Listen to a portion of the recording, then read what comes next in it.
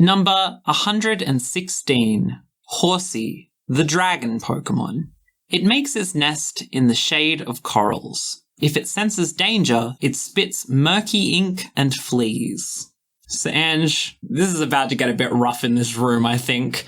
What's your first impression of this Pokémon? My first impression of Horsea is that it's weak, it's pitiful, I don't understand why this is the dragon Pokémon.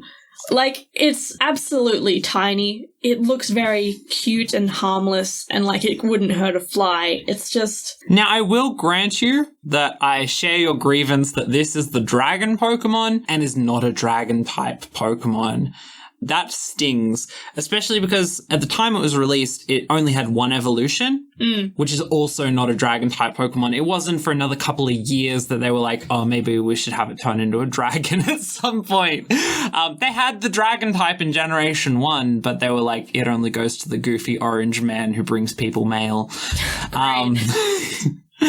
You know, if I had to sum this one up in a word, I'm going to go amalgam. Oh? Yeah. So, Horsea, as the name might suggest, seems to be based on a seahorse. I mean, based on the name and the general appearance, I don't think so. So this seems to be already an amalgam of the idea of a sea creature that's a horse. It doesn't make sense. It's not really that much like a horse.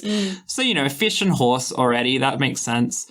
It's apparently a dragon. And it spits murky ink like a squid or an octopus. Yeah, that's a bit strange. It can't quite pin down what it wants to be here. And like, hey, that's cool, but I'm lacking some focus here on Horsea. It's very much another case of they took an animal from the real world and just sort of twisted it a little bit. But quite a bit, honestly, for this one. I think that's the thing, is that on the surface, it really does just look like it's a seahorse. But then when you dig in, it's just a mess of contradictions, really. Yeah, it has weird human-like eyes. It has a snout that spits squid ink and apparently also eats with that snout. It's just strange. It is. And not in a way that I appreciate. I still appreciate it more than you, for sure. I think weak and pitiful is a cruel thing to say about Horsea, who's just trying its best not to get fished up by people while it does its 10 different roles in the ecosystem. I'm giving it a 3.5 out of 5. I'm giving it 1 out of 5. You are a cruel, cruel person, Ange. Well, that gets us to 4.5 out of 10. Clearly too low of a score for Horsea, but who am I to disagree? No one, just like everyone else, because these scores are perfect. These scores are immutable facts. Yes. Next! This was another episode.